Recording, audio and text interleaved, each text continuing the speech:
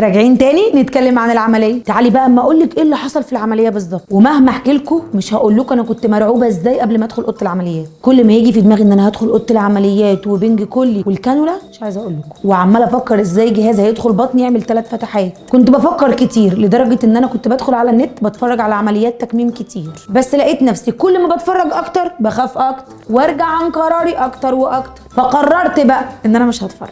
انا بقى كنت محضره اكل ليله العمليه دي مش عايزه اقول لكم كل ما تتخيلوه في طبق مجمع. ما اصل انا بودع الاكل اللي بحبه. كنت باكل الاخضر واليابس. اتفاجئت بالتيم بتاع الدكتور باعت لي قبل العمليه بيوم الصبح: ولاء انت النهارده هتاكلي شوربه بس. شوربه ايه دي اللي اقعد عليها طول اليوم؟ شوربه ايه وانا هودع الاكل خلاص؟ انا كنت هاينه عليا اعيط وارجع في كلامي وما كنتش عارفه اعمل ايه، كنت عامله زي المجنونه. قعدوا بقى يقولوا لي ممنوع الاكل التقيل قبل العمليه، وكمان اخر مره تاكلي فيها الساعه 10 بالليل. ده ايه ده؟ وطلع بقى ليه؟ علشان بيتعبهم جوه في العمليه. زعلت بس قلت خلاص ما دام دي التعليمات مش مشكله هنفذها، وبعد العمليه باكل. وكان اخر ميعاد للاكل الساعه 10، واخر حاجه دخلت بقي فشارتين.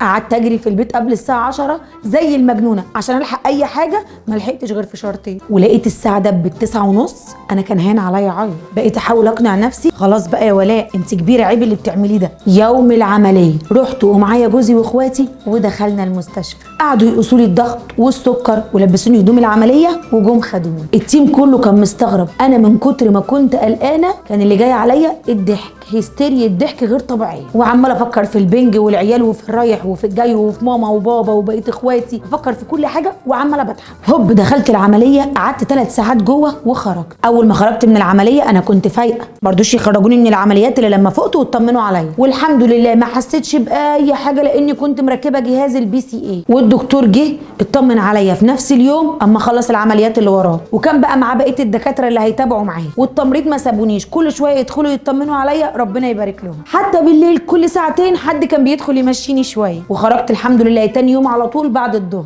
وعايزه افكركم تاني انا مش عامله الفيديو ده علشان اشجعكم تعملوا تكميم، انا عاملاه علشان اعرفكم تجربتي مع العمليه. لو عايزين تعرفوا بعد ما خرجت من المستشفى وروحت البيت عملت ايه اكتبوا لي في الكومنتات.